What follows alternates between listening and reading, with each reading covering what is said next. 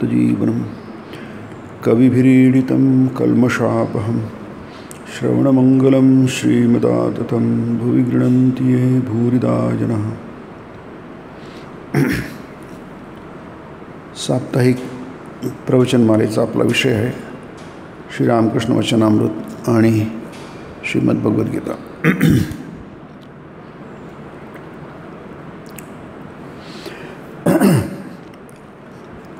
चार पुरुषार्थ आहेत।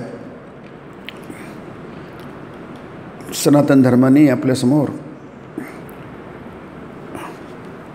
एक नेमकी रूपरेषा ठेवलेली आहे संपूर्ण जीवनाची, जे आपलं काही या मनुष्य लोकामध्ये किंवा मृत्यू लोकामध्ये आपण पदार्पण केलेलं आहे, तर याच्यामध्ये नेमकं आपल्याला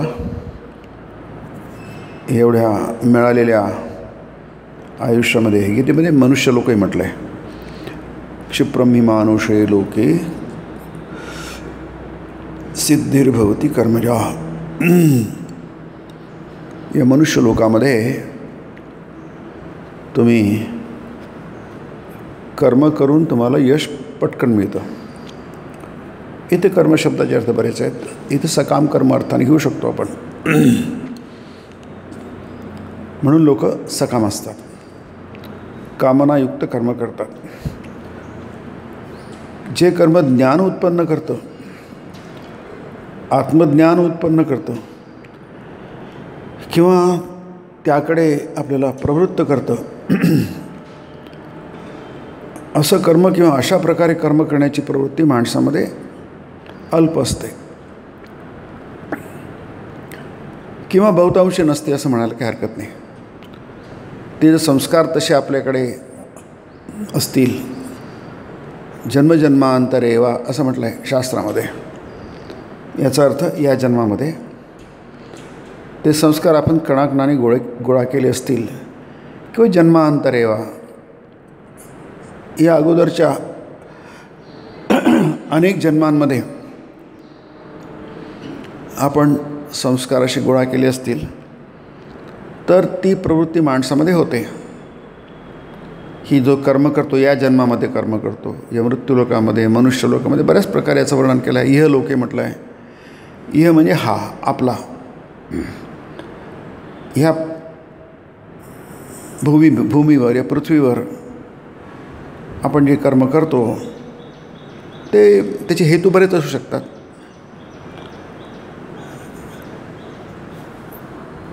एक हेतू म्हणजे गीतेमध्ये त्याचा उल्लेख आहे लोकसंग्रह। लोकसंग्रह म्हणजे आपल्याला थोडीफार कल्पना असते, आपण कितपत त्याबाबतीत गंभीर आहोत हा प्रश्न थोडासा बाजूला ठेवू आपण, पण थोडीफार कल्पना असते आपल्याला। जसं गीतेत म्हटलं यद्यद आचरती श्रेष्ठ, त्याला लोकसंग्रह म्हणतात। तत्तत एवेतरो जनः सयत प्रमाणम कुरुते लोकस्तदनुवर्तते। अनुवर्तन जे होतं, जे इतर करतात त्याप्रमाणे बाकीचे करतात।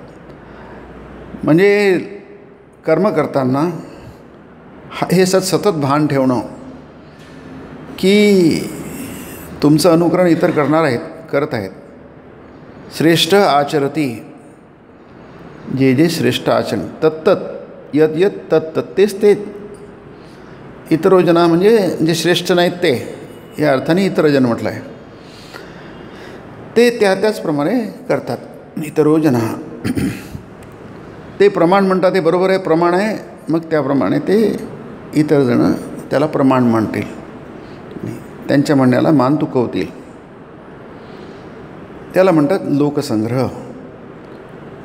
म्हणजे तुम्ही एक आदर्श ठेवा लोकांसमोर, कारण लोकांसमोर काहीतरी आदर्श पाहिजे। एक कल्पना असतात, आयडिया असतात, सिद्धांत असतात, तत्त्व असतात की नाही।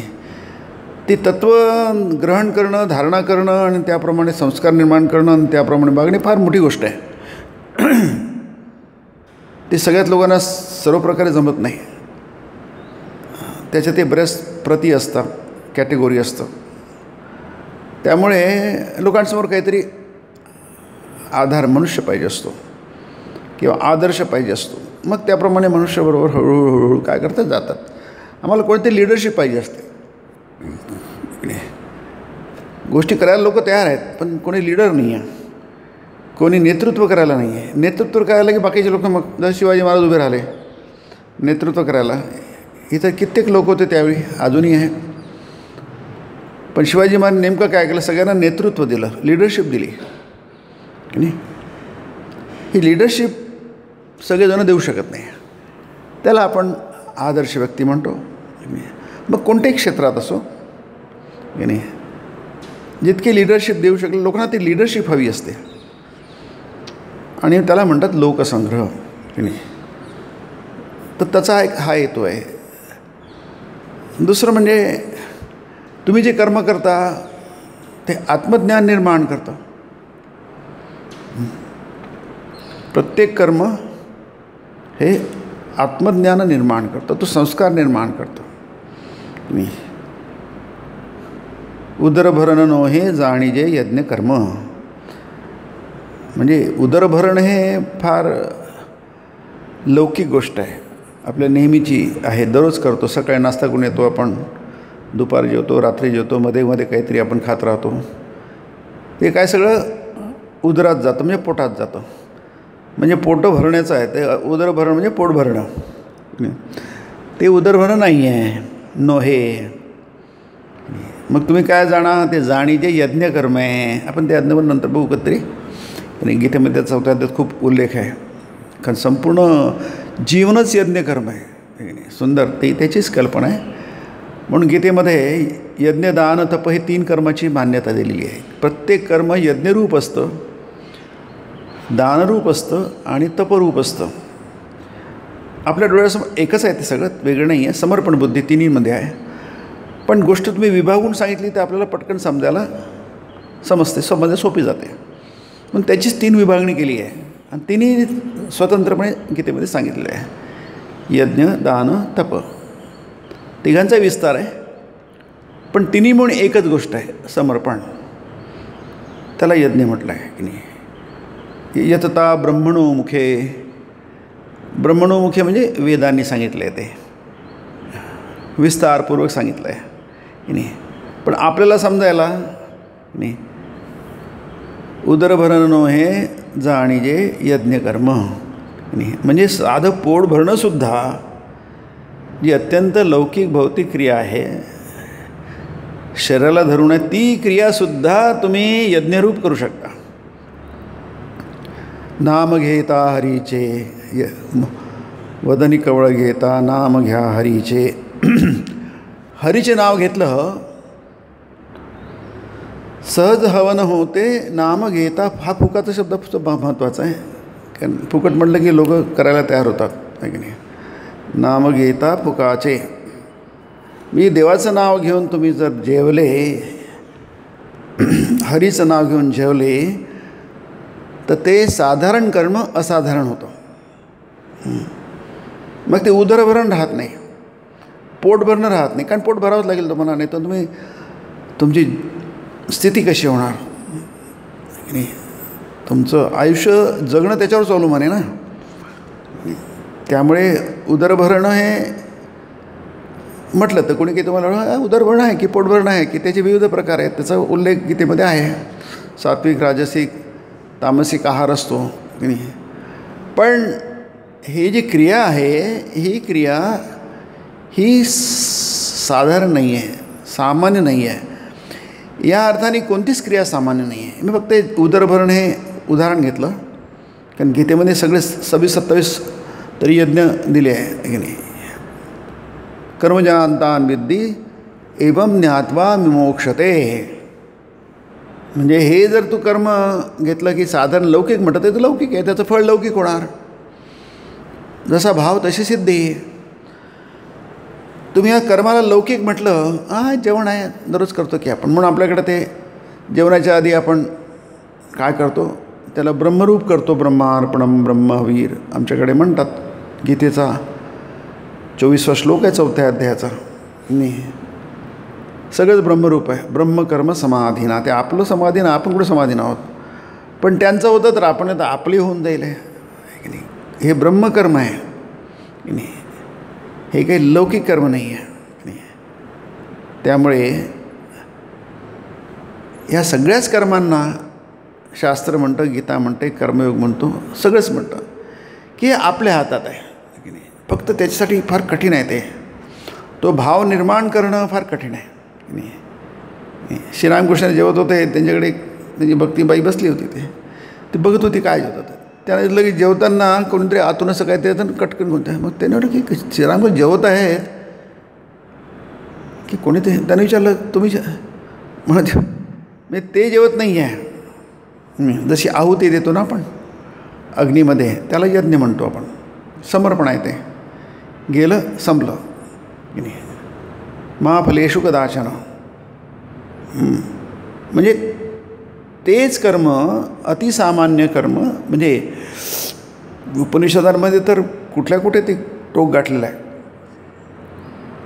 पुत्रमंथन कर्म आहे आपल्या परिशिष्टामध्ये, त्याला बृहदारण्यक उपनिषदामध्ये शेवटचा भाग आहे. त्याला काय म्हणतात ते विसरलो मी. म्हणजे उपनिषदाचा भाग आहे तो, फक्त त्याला एक स्वतंत्र स्थान दिलं आहे शेवटी की नाही. म्हणजे अशी कोणतीही गोष्ट नाही आपल्याकडे जे 4 पुरुषार्थ आहेत, धर्म अर्थ काम आणि मोक्ष आहे की नाही. काममध्ये जी कामं म्हणजे इच्छाभेदान. सगळ्या प्रकारच्या इच्छा माणसामध्ये असतात. जेवण ही सुद्धा इच्छा आहे, झोपणे ही सुद्धा इच्छा आहे, जगण्याची इच्छा ही सुद्धा इच्छा आहे, आणि विस्तार वंशविस्तार ही सुद्धा इच्छा आहे. ती सुद्धा सामान्य कर्म नाही आहे तिथे. त्याचं अगदी डिटेलमध्ये वर्णन आहे. आश्चर्य आहे. शंकराचार्यांनी पुन्हा म्हणजे कडी म्हणजे त्याच्यावरही भाष्य केलेलं आहे की नाही.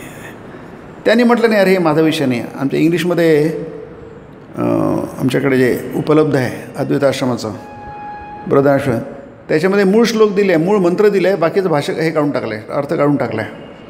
कधी फार लौकिक क्रिया आहे ती. काम म्हणजे सगळंच आहे त्याच्यामध्ये. गीतेमध्ये काम शब्दाचे अर्थ प्रश्न केलेले आहे.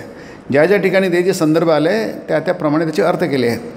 म्हणून कामान इच्छा भेदान केलं आहे, जसं ते दुसऱ्या अध्यायामध्ये चित्तप्रज्ञ लक्षणामध्ये. कारण त्या संदर्भाप्रमाणे त्याचे अर्थ होतात. म्हणजे शंकराचार्यांनी अर्थ केले जे केले आहेत ते संदर्भाप्रमाणे त्यांनी अर्थ केलेले आहे आणि ते बरोबर आहे, तसेच पाहिजे अर्थ की नाही.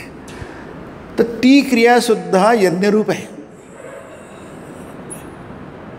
म्हणजे आपल्याला वाटलं की ते आपण म्हणजे चकितच होऊन जातो की अशी कोणतीच क्रिया नाही आहे ती यज्ञरूप नाही आहे. मग त्याच्यासाठी आपल्याला काय पाहिजे, तशा प्रकारचं मन पाहिजे की नाही. आणि ते मनाला नर्चर केलं पाहिजे. नर्चरिंग शब्द म्हणजे आपला इंग्लिश शब्द आहे तो मशागत म्हणूया आपण आहे की नाही. शेतीची जशी मशागत केली जाते आणि मग आपण पेरणी करतो, म्हणजे शेतकरी पेरणी करतो, तशी मनाची मशागत करायची असते. आणि मनाला तसं सोडून द्यायचं नसतं. जसं होईल तसं बघूया, हळूहळू काही नाही, जे होईल ते होईल, जे होईल ते होईल. मग ते मन एकतर तुमच्या पूर्वसंस्काराप्रमाणे तामसी होतं, राजसी होतं, सात्विक होतं.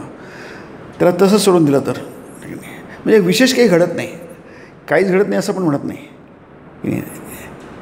कारण काहीतरी घडतं, पण जे घडायला पाहिजे, ज्या प्रकारे ज्या प्रतीचं आणि ज्या प्रमाणाचं घडायला पाहिजे त्या प्रकारचं होत नाही. म्हणून मनाचं नर्चरिंग खूप महत्त्वाचं. त्याची मनाची मशागत म्हणजे ती फोकसिंग की नाही, हा उद्देश. पण हा उद्देश आपल्यासमोर कधीच ठेवला जात नाही. त्याच्यामुळे आपण त्याबाबतीत आपण परत भोंगळ आहोत की नाही, बेजबाबदार आहोत किंवा निष्काळजी आहोत की नाही, प्रमादशील आहोत, असे पुष्कळ वापरला तर गीतेमध्ये वापरला तर आत्मवान म्हटलं आहे नाही. तो आत्मवान हो म्हणजे प्रमादशील होऊ नको, अप्रमत्तशीलो भव असं शंकराचार्य म्हणतात. पण ती फार दूरची आणि कठीण गोष्ट आहे. कठीण या अर्थाने आहे की आपण त्या दृष्टी कधी विचारच केला नाही आहे किंवा आपल्याला कोणी विचार करायला सांगितलं नाही आहे. आपण तो प्रयत्न करतो. जसे लहान मुलं आहेत त्यांना आपण जाणीवपूर्वक त्यांना हे करण्याचा प्रयत्न एका चाकोरीमध्ये टाकण्याचा प्रयत्न करतो. म्हणजे त्यांनी अभ्यास करावा, शाळेत जावं, त्याच्यात इंटरेस्ट घ्यावा, नमूक करावं, तमुक करा. हे जर नाही केलं तर ते विस्कळीत होतील. हा प्रयत्न जितका जाणीवपूर्वक आणि जितका शिस्तपूर्वक होईल आहे, जितकं तुम्ही त्याला शास्त्रीय पद्धतीने त्याला म्हणतात, आजकाल सायंटिफिक वगैरे म्हणतात. जितकं शास्त्रीय पद्धतीने कराल तितकं त्याचं फळ उत्तम मिळेल तुम्हाला. पण ते सगळं शास्त्रीय पद्धतीने करायला बराच आपल्याला उरक लागतो. आणि ते कोणती गोष्ट आपलं करायचं म्हणजे मनावर ताण येतो. जाऊ द्या, होईल तसं होईल, बघूया. किती आपण डोक्याला ताण देणार, हा एक प्रश्न मनात येतो. आपण किती प्रत्येक गोष्टी किती करणार. थोडंफार करतो, थोडंफार सोडून देतो देवाच्या भरोशावर. म्हणून इथे आपण जे बघत आहोत की हे जाणीवपूर्वक ह्याला म्हणतात अभ्यास. की नाही, अभ्यास म्हणजे अर्थात हे सुरुवातीपासून व्हायला पाहिजे, फ्रॉम द डे 1 व्हायला पाहिजे, किंवा मायनस करायला पाहिजे. जसं अभिमन्यूचं आहे, वामदेवाचं, अशी उदाहरणं आहेत शास्त्रामध्ये. की नाही, की जन्माच्या आधी सगळं अष्टावक्र आहे. की नाही, सगळ्यांनी जन्माच्या आधीपासून त्यांची सुरू झाली ती क्रिया. याचा अर्थ काय? याचा अर्थ it is never too late. या अर्थाने कधीही केलं तर ते लवकरच आहे असं समजायचं. कारण नाही झालं, नाही झालं, आता तर सुरुवात करा. आधी नाही झालं, नाही झालं, होऊ शकलं नाही आपल्या संस्कारांमुळे. आपल्याला कोणी तसं मार्गदर्शन मिळालं नाही. म्हणजे फक्त म्हणा आम्हाला हे सगळं आधीच लहानपणी ऐकायला मग किती झालं असतं. पण कुठे आपण तिथे गेलोच नाही, तो आपला प्रांतच नव्हता. आपण त्या दिशेला कधी वळलोच नाही. होईल कसं? मग जागे झाल्यानंतर ते कुठं होत आहे, तेव्हासुद्धा कुठे होत आहे, तेव्हासुद्धा होत नाही. याचा अर्थ काय? प्रबळ आहे, हे संस्कार फार प्रबळ आहे, तुम्हाला काहीच करू देत नाही. म्हणून तिथे म्हटलं आहे गीतेमध्ये, माया दुरत्या मम माया दुरत्या. तुमचे सत्वरजतम तुम्हाला काही करू देणार नाही. तुम्हाला कितीही म्हटलं तर ते कृष्ण वचनामृतात आहे ना, त्या मुंगसाच्या शेपटीला वीट बांधलेली आहे, त्याला निश्चिंतपणे त्या कोंडण्यात राहायचं आहे, पण ती वीट त्याला खाली ओढते. वीट म्हणजे संस्कारांचं बळ. की नाही, ती इतकं विचित्र असतं, इतकं प्रबळ असतं. म्हणून ते अर्जुनाने म्हटलं आहे ना, दृढम म्हटलं आहे. दृढ म्हणजे अगदी पक्क. मी एतस्याहम न पश्यामी चंचलत्वा स्थितीम स्थिराम. हे तू सांगतो ते मला काही जमणार नाही, आधीच सांगून टाकतो, घोषित करून टाकतो. चंचलमी मन कृष्ण प्रमाथीनी बलवत दृढम. भलतं की चिकट आहे, ते चेंगट आहे, ऐकतच नाही.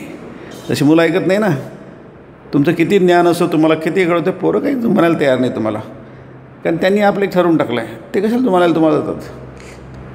ते तुमचं त्यांना काही गरज आहे तुमच्या अनुभवाची, तुमच्या ज्ञानाची, तुमच्या माहितीची, तुमच्या उपदेशाची, असं त्यांना वाटत नाही. त्यामुळे ते त्याला म्हटलं आहे इथे गीतेमध्ये करता लिहिलं आहे, आपण ते बघू. त्याला चेंगट म्हटलं आहे की नाही, किंवा दृढ म्हणजे स्टबर्न ज्याला म्हणतो आपण. स्टबरनेस, मन फार स्टबर्न असतं, ते कशाला काय ऐकायला तयार होत नाही. की नाही, फक्त त्याच्यात तरतम असतं. काही लोकांच्या बाबतीत खूप जास्त असतं, काही लोकांना कमी असतं, काही लोकांना फारच कमी असतं. त्याला सत्वरजतम म्हणतो. ही पृष्ठभूमी झाली तर करायचं काय मग? की नाही, शक्य आहे. गृह्यते म्हणजे त्याला गृह्यते म्हटलं आहे गीतेमध्ये. क्रियापद आहे, गृह्यते म्हटलं आहे. गृह्यते म्हणजे ते ग्रहण करता येईल, धारणा करता येईल, शक्य आहे ते. जसे आपाततः वर्तून बघितलं ते अशक्य वाटतं की नाही, परंतु ते म्हणतात अशक्य नाही आहे की नाही, शक्य आहे. शक्य आहे म्हणजे कसं शक्य आहे ते पण सांगतात की नाही. आणि त्याच्यानंतरची आहे सगळं निरहंकार. अहंकाराने काही करू नका, अभ्यासही अहंकाराने करू नका, आणि वैराग्य पण अहंकार. 2 उपाय सांगितले, अहंकार आणि वैराग्य. अभ्यास आणि वैराग्य. अहंकार सोडून करा, कारण कोणतीही क्रिया ही अहंकार सोडून केली की ती आत्मज्ञानाकडे नेते तुम्हाला. त्यालाच आपण निष्काम कर्मकर म्हणतो. कामनेच्या मागे अहंकार असतो आणि फलाभिसंधी असते. फलाची इच्छा त्याला फलाभिसंधी म्हणतात. शंकराचार्यांनी त्याला फलाभिसंधी म्हटलेलं आहे की नाही. तुम्हाला मलाही फळ मिळालं पाहिजे असतं. हे 2 तुम्ही सोडून दिले, जसं भगवंतानी केलं की नाही. यथा भगवतो वासुदेवस्य क्षात्रकर्मचेष्टितम. जसं भगवान वासुदेवाने क्षात्रकर्म केलं, युद्ध केलं, जन्मभर ते फार अद्भुत त्यांची कर्म आहे. क्षात्रकर्म म्हटलं आहे. क्षत्रिय होते ते. क्षत्रिय म्हणजे सतत प्लॅनिंग, एक्झिक्युशन, युद्ध, अमुक ढमुक तमुक. रजोगुणाचा प्रभाव आहे तो. की नाही. तर रजोगुण आहे, प्रचंड रजोगुण आहे. क्षात्र कर्म चेष्टितम नाही, त्यांनी सगळं केलं यथा भगवतो वासुदेव, पण त्यांच्यामध्ये मी करतो आहे भाव नव्हता. नाही, आणि दुसरं म्हणजे मला याचं फळ पाहिजे असं म्हणतं, म्हणून तो महान पुरुष आहे. कृष्णाचं महानत्व त्याच्यात आहे की नाही, असं युगपुरुष आहे. कारण काय ह्या गोष्टी माणसाला उन्नत करतात आणि खूप उंच उंच निघून जातात त्याला या गोष्टी. कारण त्याच्यामध्ये हे प्रबळ आहे, आत्मज्ञान हे प्रबळ होतं हळूहळू. आता सध्या आपल्याकडे हे सगळं अनात्मत्व आहे, आपण ज्याच्याकडे बघतो ही सगळी अनात्मदृष्टी आहे आणि त्यामुळे त्याच्याप्रमाणे आपण घडतो. आपल्याला घडवतो कोण? आपल्याला घडवतो आपणच घडवतो. You are the creator of your history. आपल्याला क्रिएट कोण करतो? आपण स्वतःच आपल्याला क्रिएट करतो. दुसरं कोणी आपल्याला क्रिएट करत नाही आहे. आपले विचार, आपली क्रिया, ह्या दोन गोष्टी आपल्याला क्रिएट करतात, म्हणजे घडवतात, नवीन घडवतात, एक तर इकडे किंवा तिकडे. नात्मानम अवसादयेत असं म्हटलं आहे गीतेमध्ये. आणि आत्मानम न अवसादयेत, तुम्ही स्वतःला खाली आणू नका. उद्धरेत आत्मा, स्वतः तुम्ही उद्धार करा, स्वतःला वरवर न्या. उद्धरेत म्हणजे वरवर न्या, अवसादयेत म्हणजे खाली खाली जाणं. गोष्ट वर जाते किंवा खाली जाते, अशी कुठे स्थिर राहत नाही.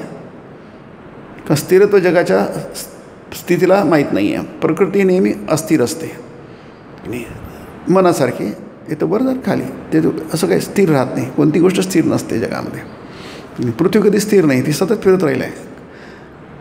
फ्लक्स आहे तो, सतत चेंज, सतत चेंज. चेंज म्हणजे हा परिवर्तन, सतत बदलणं म्हणजे स्थिर न राहणं, हा स्थिर प्रकृतीचा स्वभाव आहे. हे दोन जे उपाय ठेवले आहेत, एक तर अभ्यास. आपल्याला माहिती आहे की अभ्यास आपण शाळेत असताना किंवा ते सुद्धा आपण इतकं सिरियसली करू शकत नाही, मुलं करू शकत नाही. आता तो अभ्यास सोडल्यानंतर मग आपण काय अभ्यास करणार होता? नाही, जे व्यासंगी असतात ते जन्मभर अभ्यास करतात, पण आपण व्यासंगी आहोत कुठं? असो, नसले तरी काय, आता आपण पुस्तकी अभ्यास कदाचित करू शकत नसू, कारण आपल्याला तर काही डिग्री वगैरे घ्यायच्या नाही आहे. एक सर्वसाधारणपणे बोलतो आहे मी. पण अभ्यास इथे अपेक्षित आहे की कशाचा अभ्यास आहे तो, की नाही, की मन हे दुर्निग्रहम चलम आहे, तर त्याला शांत करण्याचा प्रयत्न करा. लोक आता सकाळी आले होते, आम्हाला ध्यानविषयी शिकवलं जातं. अरे पण ध्यान आधी तुम्ही बसा तर खरं 5 मिनटं. तुम्ही 5 मिनटं बसून बघा, तुम्हाला 5 मिनटं स्थिर बसता येतं का? नाही बसता येत. मग बसा काही वर्ष, मग तुम्हाला कळेल की हां ठीक आहे, आता 5 मिनटं बसता येतं. कारण मन अस्थिर असलं की शरीर अस्थिर होतं, चंचल होतं, वगैरे वगैरे वगैरे. त्यामुळे मनाची कशी अवस्था झाल्यास माणूस अगदी शेवटचं टोक गाठू शकतो. आता ती मनाची अवस्था तुम्हाला निर्माण करावी लागेल, आणि ते अतिशय किचकट काम आहे, अवघड काम आहे, कठीण काम आहे. मनाची तशी अवस्था तुम्हाला निर्माण करावी लागेल, तसं मन करावं लागेल. आणि हे मोठं चॅलेंज आहे, आव्हान आहे, आणि अत्यंत महत्त्वाचं काम आहे. हे तुमच्या मनाला पटलं पाहिजे, म्हणजे आपल्या मनाने स्वीकारलं पाहिजे. कारण मनाने जी गोष्ट स्वीकारली जात नाही ती गोष्ट आपण करत नाही, हे आपल्या अनुभवाचं आहे. आपण किती प्रयत्न केला पण मनाने नाही ते आपण केलं, ते सगळं बाह्यतः होऊन जाईल आहे. मनाने ते ॲक्सेप्ट केलं पाहिजे, स्वीकारलं पाहिजे. हां ओके, मग आपण ते त्याच्या मागे लागतो, कंबर कसतो. यथा आत्मा दृढनिश्चय गीता म्हणते की नाही. मग सगळ्या गोष्टी बाजूला ठेवतो, त्याला यथात्मा म्हणतात. आणि दृढनिश्चय म्हणजे तो कंबर कसणं म्हणतो. ते आपल्याला या दोन गोष्टी फार स्वामींनी म्हटलं आहे की श्रीरामकृष्ण एका गोष्टीमध्ये तुम्हाला कित्येक पुस्तकं लिहिता येतील. आणि त्यांनी ते 3 दिवस त्यांच्या मित्राला सांगितलं, पण ते माऊत नारायण आणि हत्ती नारायण की नाही, छोटी हत्ती नारायण, माऊत नारायण, 4च शब्द आहेत. पण त्याच्यावर 3 दिवस स्वामीजींनी त्या मित्राला सांगितलं. तर अक्कल असेल तर मला असं म्हणतं अर्थ कळेल. तसंच हे आहे, हे 2 गोष्टी सांगितल्या आहे शेतकऱ्याच्या, आणि ते आपण बघतो आहोत. त्याच्यामध्ये दृढनिश्चय, यथा आत्मा दृढनिश्चय, सगळ्या गोष्टींनी बाजूला ठेवल्या, पक्का निश्चय केला. असं करण्यासाठी तुमचं मन तिथपर्यंत गेलं पाहिजे, मन तसंच घडलं पाहिजे. अचानक होत नाही ते. त्याला बरेच दिवस त्यालाच म्हटलं आहे तप, म्हटलं आहे यज्ञ दान तप असं म्हटलं आहे त्याला. ही कर्म आहे. न त्याज्यम, गीता म्हणते न त्याज्यम, कोणत्याही परिस्थितीमध्ये त्याला सोडू नका, त्याचा पाठपुरावा करा. तुम्हाला जमत नसेल तरी दृढनिश्चय सोडू नका, कारण तेच तुम्हाला तारणार आहेत, तुमचा उद्धार त्यांनीच होणार आहे, बाकीच्यांनी कशाने होणार नाही. तेच तुमचं धन आहे, त्याला संपदा म्हटलं आहे गीतेमध्ये की नाही. दैवासुर संपद विभाग योगो, संपदा आहे ती, धन आहे. त्याच्यामुळे त्याला सोडू नका. यश किती मिळते याचा विचार करू नका की नाही. त्यालाच महाफलेषु कदाचन म्हटलं आहे. तीच अद्वैत भूमिका आहे, अद्वैत वेदांताची तीच भूमिका आहे. कारण वेदांताची 3 भाग आहेत, द्वैत, विशिष्टाद्वैत, अद्वैत, आणखी बरेच आहेत, शुद्ध अद्वैत, पूर्ण अद्वैत वगैरे. हे जे अद्वैत आहे ते तुम्हाला तेच सांगतं, कधी अपयश आम्हाला जमणार नाही असं म्हणू नका की नाही. संपलं आता, आम्हाला काही जमत नाही आहे असं म्हणू नका, कारण की शेवटी देव आहेच, तुमच्यावर कृपा करायला तो आहेच की नाही. तुम्ही मात्र धडपडत राहा की नाही. पण लक्षात ठेवा की ती मामेव ये प्रपद्यन्ते ते विसरू नका कधी. माम एव शब्द विसरू नका, कारण नाही तर तुमचा अहंकार येईल. अहंकार आलं की सगळं काम बिघडून जातं. अहंकार म्हणजे मी करता आहे याला अहंकार म्हणतात. अहंकार म्हणजे आपला दररोजचा दिसतो अहंकार नाही आहे, तो ठीक आहे, त्याच्या जागी ठीक आहे. हा अतिसूक्ष्म अहंकार आहे की नाही, हा मूल अहंकार आहे, तो आपण बोलतो आहे, कारण हा विषय तत्त्वज्ञानाचा आहे की नाही. त्यामुळे आपण ह्या बाकीच्या गोष्टी ते महत्त्वाच्या आहेच, कारण त्याला पार केल्यानंतर आपण इकडे इथपर्यंत येऊ शकतो, नाही तर कसं येणार. आपण प्रायमरी झाल्यानंतरच आपण माध्यमिकमध्ये, नंतर मग पुढे जाऊ शकतो की नाही, उच्च माध्यमिक वगैरे किंवा विद्यापीठ स्तरावर जाऊ शकतो. तर त्याची आवश्यकता आहेच, पण हा विषय तो इथं नाही आहे. म्हणून हे जे 2 उदाहरण दिलं आहे की मुक्ती कशी होऊ शकेल हा विषय की नाही. त्याच्यामध्ये खूप वरची गोष्ट आहे, मुक्ती सगळ्यात शेवटची गोष्ट आहे. 4 पुरुषार्थामध्ये ही जी मुक्ती आहे ही सगळ्यात शेवटची गोष्ट आहे, म्हणून त्याला परमपुरुषार्थ म्हणतात. तुमचं हे अर्थ, काम, धर्म आणि मोक्ष, हा मोक्ष शेवटचा आहे. म्हणजे हा 3मध्ये बसत नाही आहे. याची विभागणी वेगळी आहे, 3 वेगळे आणि हा 1 वेगळा आहे. कारण 4ही एकाच श्वासात घेतले आहे ना, धर्म, अर्थ, काम, मोक्ष, परमपुरुषार्थ. 4ही पुरुषार्थ आहेत ना की नाही. म्हणून आपल्याकडे 4ही पुरुषार्थ एक तसं नाही आहे. हे 3 पुरुषार्थ, धर्म, अर्थ, काम, ते शास्त्रीय पद्धतीने केलं तर तुम्ही मोक्षाकडे जाणार. अशास्त्र पद्धतीने गेले तिथंच राहणार. धर्मसुद्धा आपण ज्याला धर्म म्हणतो हा फल उत्पन्न करणार आहे, सकाम आहे तो, आपण ज्याला धर्म म्हणतो. म्हणून धर्माची शंकराच्या प्रवृत्ती लक्षणाचे निवृत्ती लक्षण असं म्हटलं आहे. प्रवृत्ती जर शास्त्रीय पद्धतीने झाली तीसुद्धा तुम्हाला मुक्तीकडे घेऊन जाते. म्हणजे धर्म, अर्थ, कामसुद्धा तुम्हाला मुक्तीकडे घेऊन जातात, आणि तेच त्याला शास्त्रीय पद्धत म्हणतात, आणि तेच अभिप्रेत आहे की नाही. कारण धर्म, अर्थ, काम सोडता कोणाला येणार आहे, कोणाला सोडता येणार नाही. फक्त त्याचं ते तुम्ही कमी करू शकाल. एखादा माणूस गुहेत आहे, जंगलात गेला आहे, गुहेत दिवसभर ध्यान करतो आहे, त्याच्या दृष्टीने धर्म, अर्थ, काम आहे कमी आहे, सौम्य आहे की नाही. पण आहेत तर त्यालाही खावं लागतं, त्यालाही सगळं बघावं लागतं, त्यालाही भीती असते. जंगलात वाघ बीग असतात, अस्वल असतात, कोल्हे असतात, लांडगे असतात, सगळंच काय असतं, भीती असते की नाही. त्याचा विचार त्याला करावाच लागेल. जंगलात गेलं तर काय झालं, राहतात साधू पुष्कळ, राहतात जंगलामध्ये, गुहेत राहतात, पण या सगळ्या गोष्टींचा विचार करावाच लागतो. धर्म, अर्थ, कामं सोडून चालतच नाही आहे. फक्त त्याच्या दृष्टीने फार मंद आहे, ते कमी आहे. आपल्या दृष्टीने खूप जास्ती आहे. आपण त्याचाच विचार जास्ती करतो. धर्म, अर्थ, कामं सोडून आपलं जीवनच नाही आहे. त्या जीवनाला, आपल्या जीवनात त्यांनी पूर्णपणे व्यापून टाकलेलं आहे, कम्प्लिटली व्यापून टाकलं आहे. तसं तितकं तिथं नाही आहे, आपण असं म्हणू शकू, तितकं नाही आहे. त्याच्यामुळे त्याला मनाला, त्याला समाहित म्हटलं की त्यामध्ये की नाही, की मनाला शांत करणं, मनाला निर्वासन करणं की नाही, किंवा ज्याला शास्त्रामध्ये मनोनाश म्हटलं आहे की मनाचा नाश करणं हे त्याला तुलनात्मक पद्धतीने सोपी जातं. पण हे अगदी स्पष्ट आहे की सगळ्यांच्या दृष्टीने शक्य नाही आहे. ते सगळे संस्कार खूप खूप झाल्यानंतर माणूस तसं करू शकतो. म्हणून ध्रुव जाऊ शकला जंगलामध्ये आणि तो तपस्या करू शकला, ओम नमो भगवते वासुदेवायाचा जप करू शकला. याचं कारण त्याला शक्य होतं. ते तो केला आणि पक्का राहिला तिथे. जोपर्यंत त्याला नारायणाचं दर्शन झालं नाही तोपर्यंत तो काही हल्ला नाही. म्हणून तो ध्रुव आहे. ध्रुव म्हणजे पक्क. गीतेमध्ये आहे 12व्या अध्यायामध्ये. ध्रुवम अचलम म्हटलं आहे की नाही. अचल आहे तो. उदाहरण आहे ते आपल्या दृष्टीने फार प्रेरणादायी उदाहरणं आहेत की नाही. पण आपण त्या मार्गाने झालं तर आपलं प्रश्न शक्य होत नाही आहे. कारण तशी काही आपली तरतूद आपल्याकडे नाही आहे. तसं आपल्याकडे काही नाही आहे, तयारी नाही आपली. म्हणून पण मुक्ती मात्र आहे. म्हणून ते प्रश्न फार सुंदर आहे. मनाची कशी अवस्था झाल्यास त्याची मुक्ती होऊ शकेल. म्हणजे प्रश्न भक्तांनीच विचारलेला आहे. विजय भक्त आहे, विजय कृष्ण गोस्वामी ते भक्तच आहे. प्रश्न मुक्तीसाठीच विचारला, लक्षात घ्या की नाही. म्हणून कोणताही म्हणून तुम्ही कर्मयोग बघा स्वामींचा की नाही.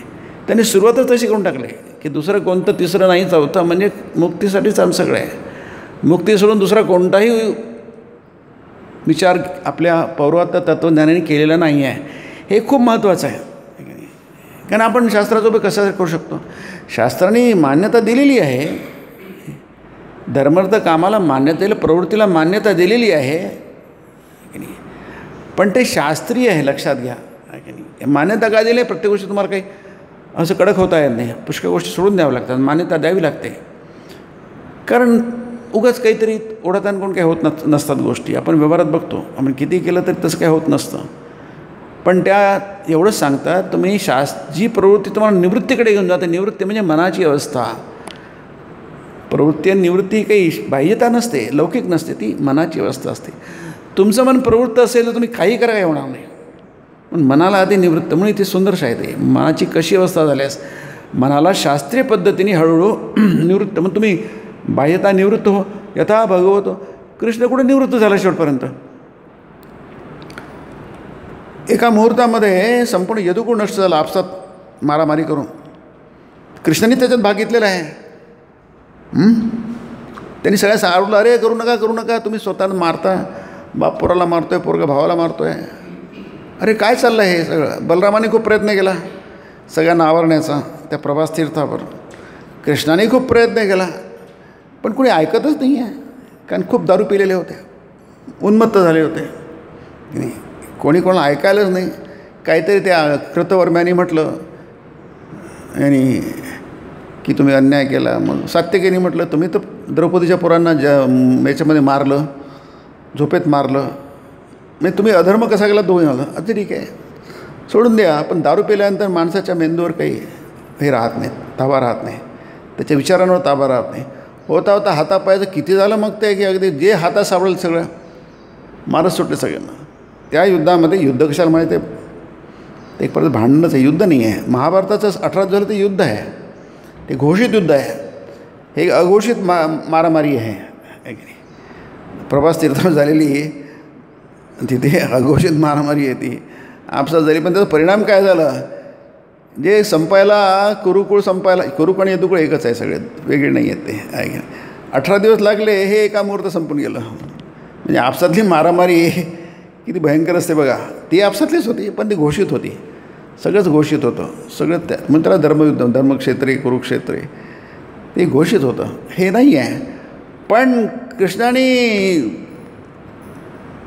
बलरामाने तिथे सत्तेच्यात भाग घेतला आहे. तेवढी तेही सुटली मार्ग. हे संपून टाका एकदा. मरणारच आहे तर कशाला थोडंसं ते कशाला ठेवायचं.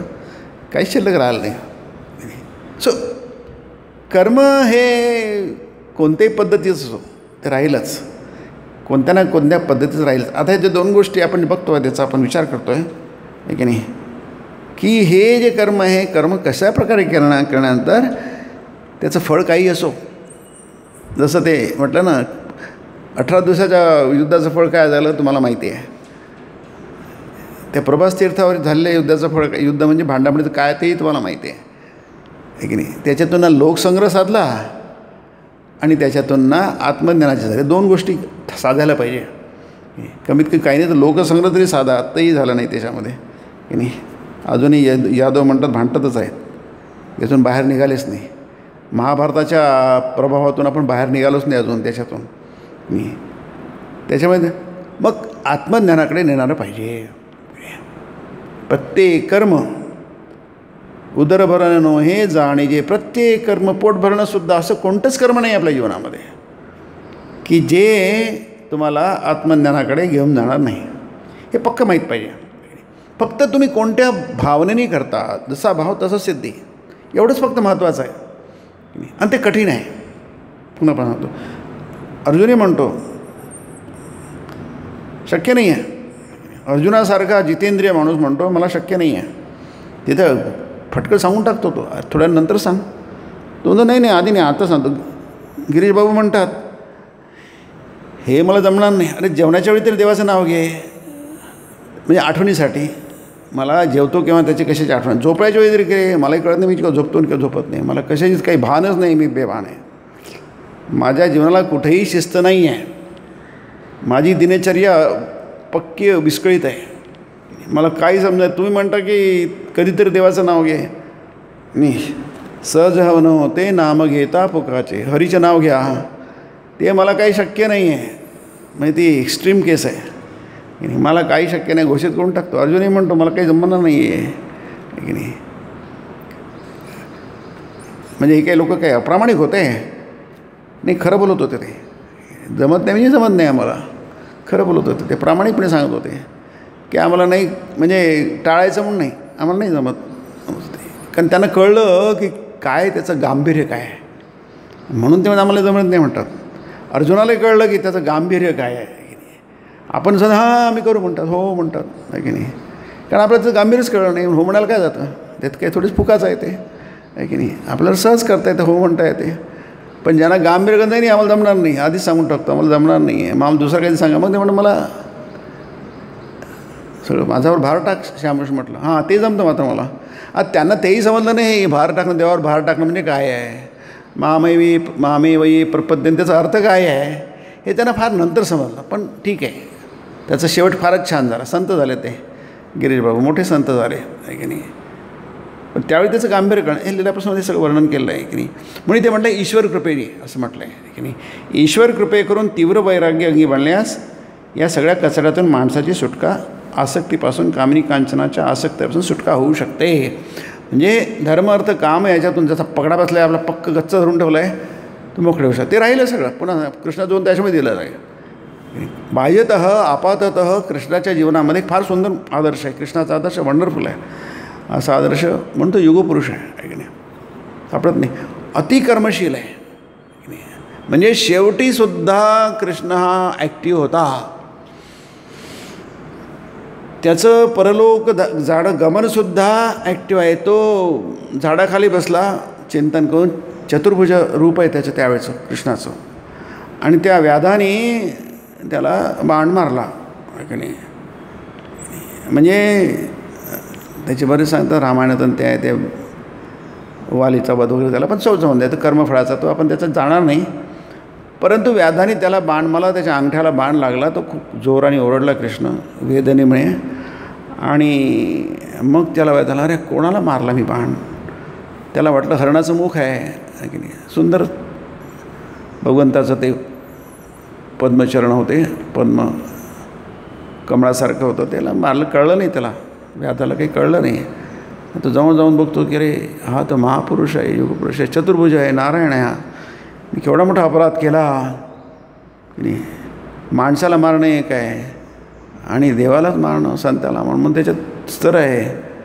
यात आहे ना वचनामध्ये, जगदंबे मी भ्रूणहत्या केली असेल, स्त्री हत्या केली, ब्रह्महत्या केली असेल तरी मी घाबरत नाही. तुझ्या नावाच्या भरोशावर मी सहज हे मुक्ती भवसागर तरुण जाईल आहे, ब्रह्मपद मी सहज मिळू शकेल. ते तर आहे बघा. भ्रूणहत्या, स्त्री हत्या, ब्रह्महत्या हे फार मोठे अपराध आहेत, आहे की नाही. आणि भगवंताची हत्या म्हणजे केवढी मोठी हत्या झाली, केवढं मोठं फळ झालं आहे. साक्षात नारायणाची हत्या तर त्याला आश्वासन देतात घाबरू नको तू की नाही.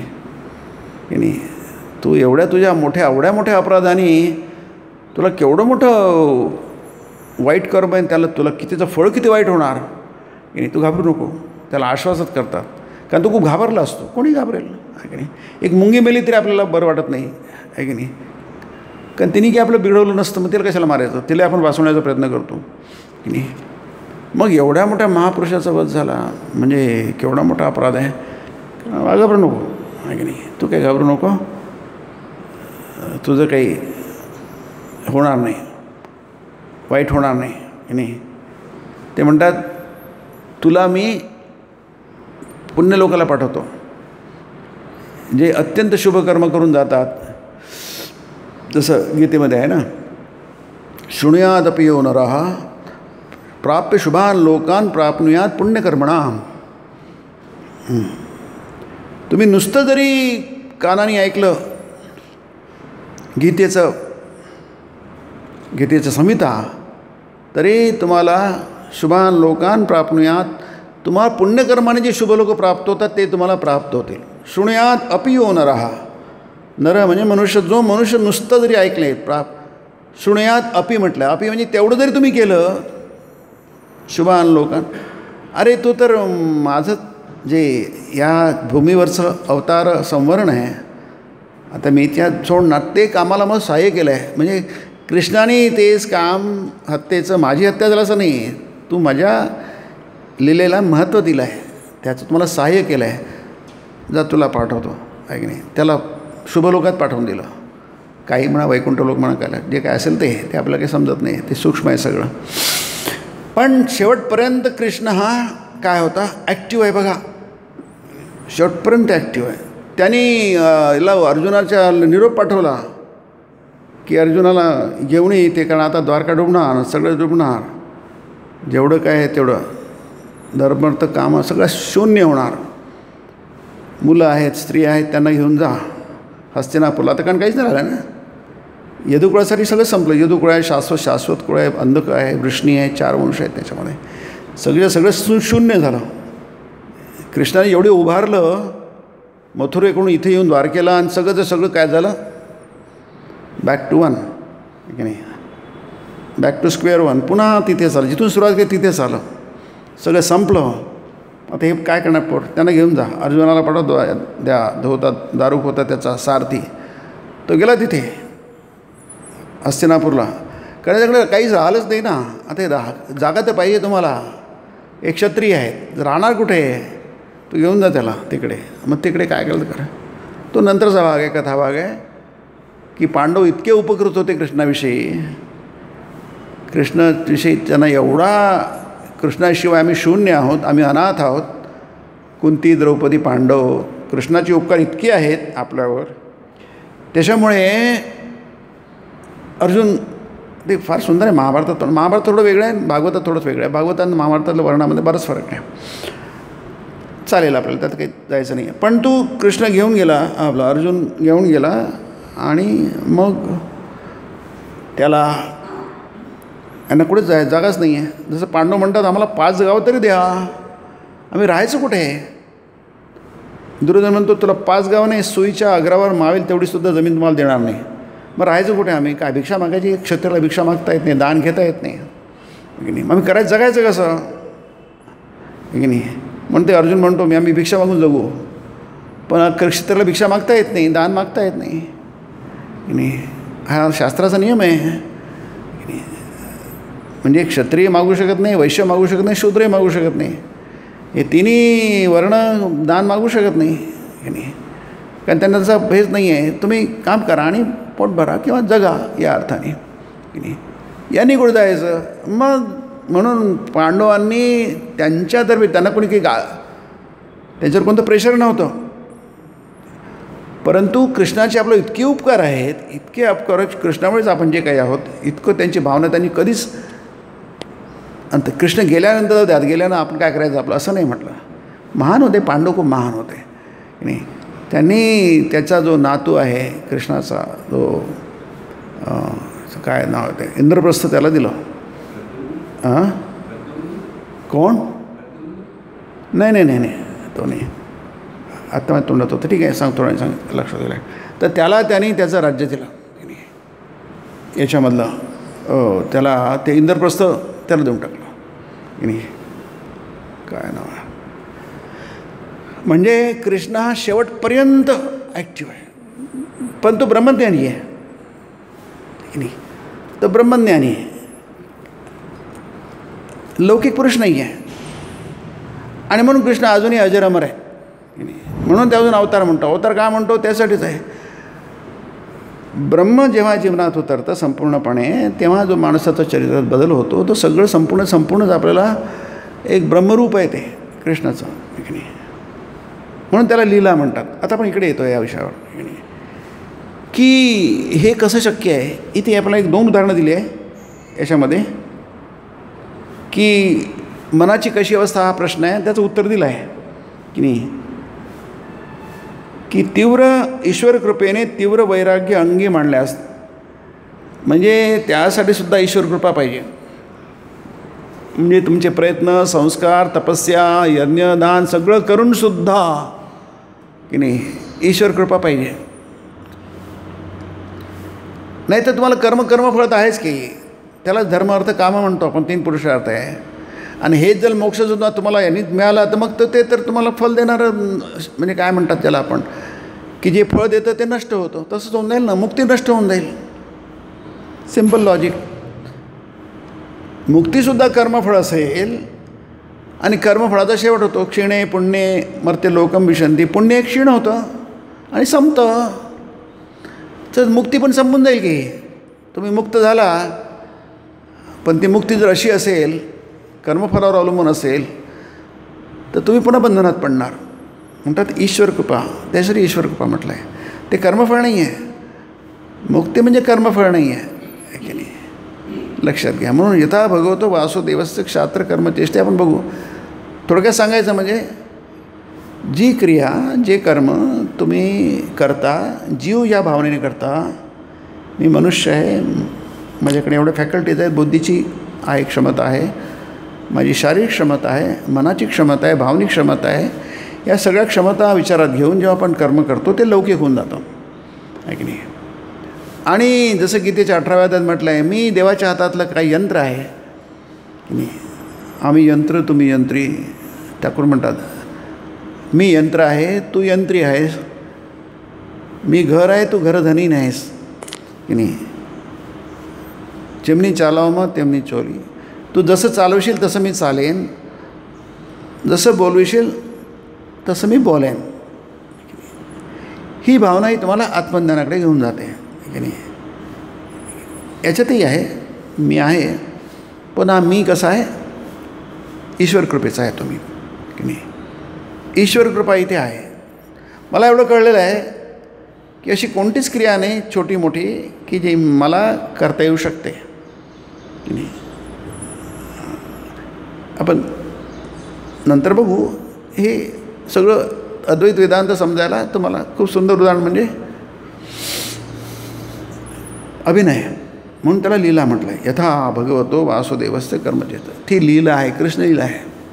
आणि कृष्णाला माहीत होतं मी करताय सगळं, ते ब्रह्मरूप आहे कर्म. ती लीला आहे, रामलीला आहे. लक्षात घ्या, श्रीरामकृष्ण लीला प्रसंग आहे. आपल्या बाबतीमध्ये मात्र ते लीला होत नाही, आपण करतो आहे असं होतं आहे. हा एवढा मोठा फरक आहे. म्हणजे जे 2 उदाहरणं दिली आहे याच्यामध्ये, हे दृढता जी आहे इथे म्हटलं आहे की तीव्र वैराग्य. हे तीव्र वैराग्य का होतं, याचं कारण असं आहे, इथे दिलं आहे त्यांनी.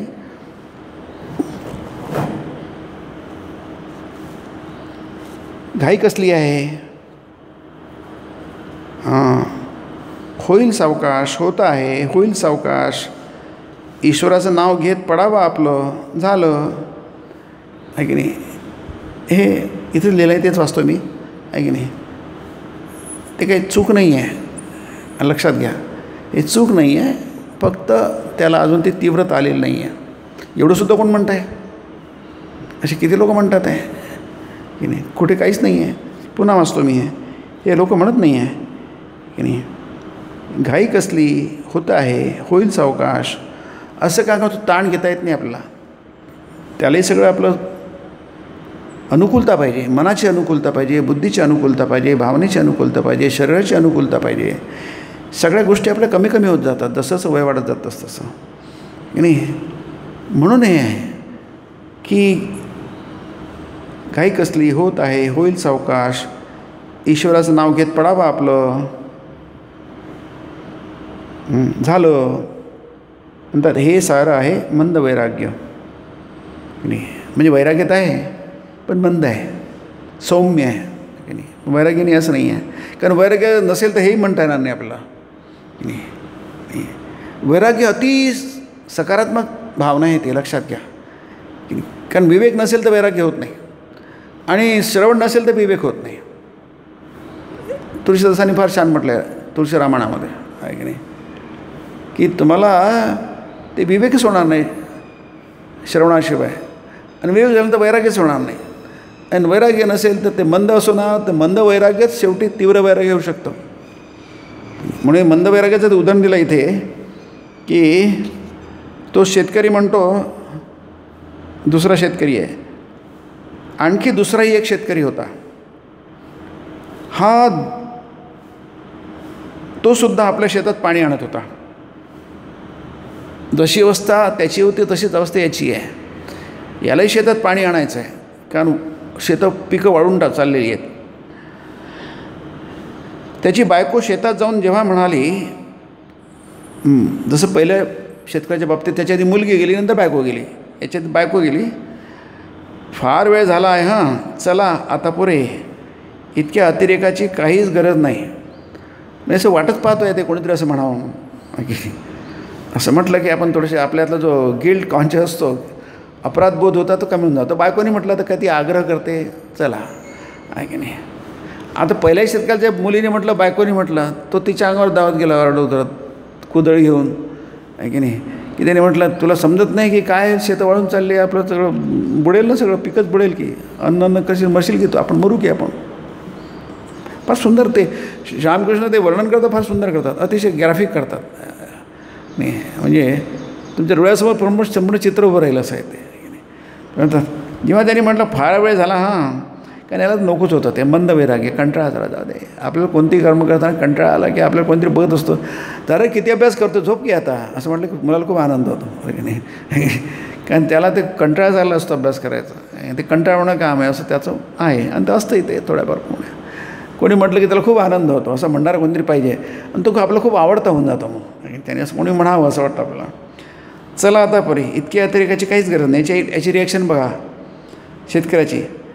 तेव्हा कमी जास्त काही बोलण्याच्या भानगडीत न पडता, हां, त्यांनी काही आर्ग्युमेंट नाही केलं, जर पहिलं शेतकऱ्याने केली आणि काही नाही केलं, त्यांनी काही भानगडीत न पडता हातातली कुदळ खाली पटकून आणि स्वारी बायकोला म्हणाली, तू म्हणतेसच तर चल बापडी. म्हणजे किती सुंदर उदाहरण आहे. तुम्हाला याच्यावर बरंच काहीतरी हे करता येईल, श्रवण करता येईल, आहे की नाही. म्हणजे तो म्हणतो की त्याने कुदळ खाली आपटली, पहिल्या शेतकऱ्याने खाली आपटले नाही, तो कुदळ येऊन अंगावर धावत गेला, आहे की नाही. त्याला हाकलून लावलं, ती बाईने ती घाबरली आणि सरळ घर गाठलं तिने, आहे की नाही. म्हणजे त्याचा दृढनिश्चय एवढा आहे बघा, त्याला कोणतीच गोष्ट विचलित करू शकत नाही. त्याला म्हणतात तीव्र वैराग्य. कोणतंच अशी गोष्ट नाही, आकर्षण म्हणा किंवा कोणतं तुम्हाला भुरवळ पाडणारं किंवा तुम्हाला दूर घेऊन जाणारं, त्यांनी एवढी कंबर कसली आहे, एवढा ठरलं आहे, म्हणजे याची मनाची अवस्था तशी झाली. त्यांनी मनाने घेतलं आहे आपल्या. कोणती गोष्ट आपण मनावर घेतो ना, ते आपण त्याला झुंपून घेतो, मग आपण सगळं बाजूला ठेवतो, आपणच करतो. त्याच्या जरी काही हा विषय अध्यात्माचा आहे, साधनेचा आहे, उपासनेचा आहे, पण आपण आपल्या लौकिक प्रसंगी आपण काय करतो तेच करतो की, जेव्हा अशी कोणती अटीतटीची वेळ येते ते आपण करतो काय, सगळं बाजूला ठेवतो, आधी त्याच्याकडे लक्ष देतो, बाकीचं होत राहील नंतर. इतर गोष्टी कितीही महत्त्वाच्या असतील तरी आपण त्याला बाजूला ठेवतो, आणि आधी हे समोरचे जे त्याचं महत्त्व अतिमहत्त्व असतं, सगळ्यात जास्त असतं. आपण त्याच्याकडे सगळ्यात जास्त लक्ष देतो. इतर महत्त्वाच्या गोष्टींकडे त्याला आपण थोडा बाजूला ठेवतो, नंतर बघू, त्या महत्त्वाच्या असतील, पण ही पराकोटीच्या महत्त्वाची गोष्ट आहे, त्यामुळे त्याच्याकडे आपण तातडीने लक्ष दिलं पाहिजे, की नाही. तू म्हणतेसच तर चल बापडी. म्हणजे ते लोक हसायला लागतात, लोकांना कळतं इथली गंमत काय आहे. सगळे उपस्थित लोक हसतात, की नाही. त्यांना कळतं की आपणही त्याच कॅटेगोरीमधले येतो, आपण तसेच आहोत, की नाही. आपण आपल्यालाच हसतो, हसायला पाहिजे आपण स्वतःला. आपण कुठे आहोत तिथेच आहोत आपण. त्या शेतकऱ्याचं शेतात पाणी आणणं तिथेच थांबलं, म्हणजे ते पाणी काही आलं नाही, त्याची मुक्ती तिथेच थांबली. पण थांबली म्हणजे काय, संपूर्ण थांबली असं नाही आहे, तिथे थांबली, सध्यापुरती थांबली आहे की नाही. तो सेटबॅक आहे, टेम्पररी सेटबॅक आहे, तात्पुरतं ते थांबलं आहे, पण नेहमीसाठी नाही थांबलं की नाही. ते झालं, हे झालं मंद वैराग्याचं उदाहरण. दांडगा निश्चय असल्याखेरीज त्या शेतकऱ्याच्या शेतात पाणी जसं आलं नाही तसाच माणसाला ईश्वराचा लाभ होणे शक्य नाही की नाही. दांडगा निश्चय, दृढ निश्चय, दांडगा निश्चय पाहिजे की नाही, पक्का निश्चय. आपल्याला माहिती आहे ते किती अवघड आहे की नाही. दांडगा निश्चय होणं किती अवघड आहे आपल्याला माहिती आहे की नाही. पण स्वामी ॲसर्ट स्वामी शब्द ॲसर्ट इट, सोडू नका की नाही. तो विजय आपलाच आहे, म्हणजे आपला निश्चय दांडगा करण्याचे उदाहरण आहेत किंवा हा प्रयत्न आहे या प्रकारच्या विचाराने की नाही. कधीच सोडू नका, तुमचे प्रयत्न नदीच सतत चालू राहू द्या. असं म्हणणार की झालं आपल्याला जमत नाही, आता आम्हाला काही ओके इतकं केलं, याच्या पुढे की आम्हाला एक पाऊल टाकता येत नाही. स्वामीजी हिमालयात परत फिरत होते, एक काठी होती त्यांच्या हातामध्ये, हळूहळू काय खूप पायी जावं लागतं, वरती जा खाली जा, डोंगर चढा खाली उतरा, खूप कठीण काम आहे ते. ज्यांनी गेलं आहे त्यांना समजतं फार कठीण काम आहे. जथ्थेच्या जथ्थे जात होते, एक साधूही त्यांच्यावर होते, म्हणजे त्या जथ्थ्यामध्येच स्वामीजी एकटे होते. ते म्हणाले मला आता जाता येत नाही, एक पाऊल पण टाकता येत नाही आहे की नाही. ते म्हणाले, स्वामी थांबले त्यांच्यावर, काय झालं काय झालं नाही, आता मला एक इतका थकलो आहे मी, इतके पाहिजे माझे जर पाय झाले की आता मला एक पाऊल पुढे टाकता येत नाही, मला आता काही करता येत नाही, थांबलं माझं. स्वामी त्याच्यावर थांबले आणि म्हणाले, अच्छा तुला चालता येत नाही, तू मागे बघ बरं एकदा की नाही. त्यांनी मागे बघितलं, तो किती चालून आलेला आहे की नाही, किती पार केलेला आहे, किती पर्वत तो ओलांडून इथपर्यंत पोहोचला आहे. तर कसं झालं आहे ते, झालं ना शक्य. ते जर शक्य झालं तसंच तो पुढे सुद्धा शक्य होईल आहे की नाही. तो इथपर्यंत येऊ शकतो, तो शेवटचं टोक पण गाठू शकतो की नाही. संपलं कसं संपतो, कधी कोण संपत नसतं आहे की नाही. पुढे जा, चरय वेती उपनिषद सांगतात, वेद सांगतात, चर एव येती, पुढे चालत राहा, पुढे चला, थांबू नका. हां, आपल्याला थोडा पॉज घ्यावा लागतो, थोडासा पॉज घ्यावा लागतो, शक्य आहे, पण पॉज घेतल्यानंतर तुम्ही पुढे चालू शकता. दिस स्मॉल बॅक स्लायडिंग स्वामी म्हटलं आहे, ही तात्पुरती पिछेहाट, बॅक स्लायडिंग सुद्धा शब्द आहे आणि बॅक स्लायडिंग आहे की नाही. जणू काय आपण मागे घसरतो आहोत, बॅक स्लायडिंग इंग्रजी शब्द आहे, पण आता तो तात्पुरती बाब आहे. ती थांबा, छोटासा पॉज घ्या, म्हणजे तुमचा उत्साह कधीच कमी होणार. त्याला गीतेमध्ये सात्विक करता म्हणा, धृत्युत्साह समन्विता हा की नाही. मुक्त संगोनहम वादी, मृत्यूसंगोनहम वादी, म्हणजे तुम्हाला यश अपयशाचा विचार करू नका. आणि धृत्युत्साह समन्विता सिद्ध निर्विकारा असं आहे. ते सिद्ध म्हणजे यश, असिद्धी म्हणजे अपयश. त्याच्या बाबतीत तुम्ही निर्विकार राहा, त्यांनी विकार उत्पन्न होऊ देऊ नका, कोणताही निगेटिव्ह भाव उत्पन्न होऊ देऊ नका, तर निर्विकार म्हटलं आहे. करता सात्विक उच्चते, आपण पुढच्या याच्यात बघू. तिन्ही करता याच्यात त्याचा संबंध येतो आहे. तामस करता, राजसिक करता आणि सात्विक करता. तामसिक करता आता दुष्कृतिको अलसहा, आणि गीतेत म्हटलं आहे की तो चेंगट असतो, म्हणजे टाळतो. त्याला विषादी दीर्घसूत्रीचं करता तामस उच्चते. दीर्घसूत्री म्हणजे प्रोकॅस्टिनेशन. करू, उद्या करू, काय घाई पडली आहे, नंतर करता येईल, पुढचं करता येईल. जसं त्यांनी उदाहरण दिलं आहे की इतक्या अतिरेकाची आजच काही गरज नाही आहे, पुढे होईल काही, फार वेळ झाला आहे, चला आता पुरे झालं एवढं, ओके, नो प्रॉब्लेम. कधी त्या शेतकऱ्याला वाटतं की ठीक आहे, आपण आता पुन्हा प्रयत्न करूया. कधीतरी त्याच्या मनात विचार, आज नाही झालं ना, उद्या सुरू करूया. पण ते बनत बन जाई, हरिसे लागी रहो रे भाई, जे ठाकूर ते भजन म्हणायचे, पण ते म्हणायचे अरे काय हरीशे लागे रगरे बाई बनतं म्हणजे होता होऊन जाईल असं कशाला, आत्ताच झालं पाहिजे, आजच झालं पाहिजे की नाही. आजच झालं म्हणजे आजच होईल काय. पण ती मनाची अवस्था म्हणजे ते म्हटलं आहे ना, मनाची कोणती अवस्था, बद्ध जीवाच्या मनाची कशी अवस्था झाल्यास त्याची मुक्ती होती. ही अवस्था कशी असते हे सांगण्यासाठी हे सगळा प्रपंच आहे की नाही. ही अवस्था अशी काही जादूची कांडी फिरवणं येत नसते की नाही. कणाकणाने होता माणूस त्या अवस्थेपर्यंत पोहोचतो की नाही. आणि मग पुन्हा आहेच ते ईश्वर कृपा आहे. ईश्वर कृपेने तीव्र वैराग्याने मांडल्यास आहे की नाही. ते कशाने होणार, तीव्र ज्ञानी होणार. तीव्र वैराग्य कशाने होणार, ईश्वर कृपेने होणार. ईश्वरानुग्रह चेत हे आहे शंकराचार्य म्हटलं आहे. मुमुक्षुत्व मनुष्यत्व महापुरुषवंश ह्या तिन्ही गोष्टी ईश्वर कृपेशिवाय मिळत नसतात की नाही. देवानुग्रह हेतुकम असं म्हटलं आहे विवेक चुडामणीमध्ये. अनुग्रह म्हणजे कृपा, दया. आलं हे वाटतं का थोडंसं अतार्किक वाटतं. अतार्किक नाही आहे, ते पूर्ण तार्किक आहे. त्याचा फक्त तर्क वेगळा आहे. तुमचा आमचा दररोजचा तर्क हा नाही आहे. ते पूर्णपणे त्याच्यामध्ये शास्त्रामध्ये अतार्किक काहीच नसतं आहे की नाही. फक्त ते आपल्या बुद्धीला पटण्याच्या पर्यंत आपली बुद्धी तिथे पोहोचली नसते. आपला तर्क तिथे पोहोचलेला नसतो आहे की नाही. तर्का प्रतिष्ठानात ब्रह्मसूत्र म्हणतो. तर्काची काय प्रतिष्ठा आहे, तुमचा तर्क काय आहे. तुमचा तर्क तामसिक तर्क आहे, तुमचा लौकिक तर्क आहे. तो कुठपर्यंत पोहोचणार, तुमच्या बुद्धीची जेब कुठपर्यंत आहे, फार पलीकडलं आहे ते. शुद्ध बुद्धीचं काम आहे तिथे, ब्रह्मबुद्धीचं काम आहे तिथे. तुमची बुद्धी कुठे काय पोहोचणार. पण आपल्याला म्हणणं आमच्या बुद्धीने मिळायला पाहिजे. तुमच्या बुद्धीने कसं काय तुम्हाला समजणार. आपल्याला माहीत पाहिजे आपली बुद्धीची झेप किती आहे की नाही. फारच कमी आहे की नाही. हां, दररोजच्या 2-4 गोष्टी आपल्याला कळतात म्हणजे काय सगळंच कळलं काय. ते करण्यासाठी ती बुद्धी पाहिजे असते की नाही. तरच आपल्याला कळेल. आपला रॉकेट आकाशात उतरवायचे ती बुद्धी आपल्याकडे आहे कुठे. आपण फटाके उडवू शकू दिवाळीमध्ये आहे की नाही. पण आम्हाला रॉकेट उडवायचं आहे, विमानं उडवायची आहे, ती बुद्धी तुमच्याकडे नाही आहे की. त्यासाठी वेगळी बुद्धी लागते, त्यासाठी वेगळं ट्रेनिंग लागतं की नाही.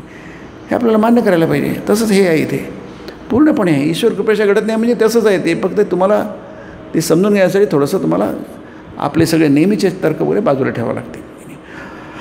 म्हणून मनाची अवस्था आपल्याला ती मिळवावी लागेल की नाही. प्रयत्न करावा लागेल.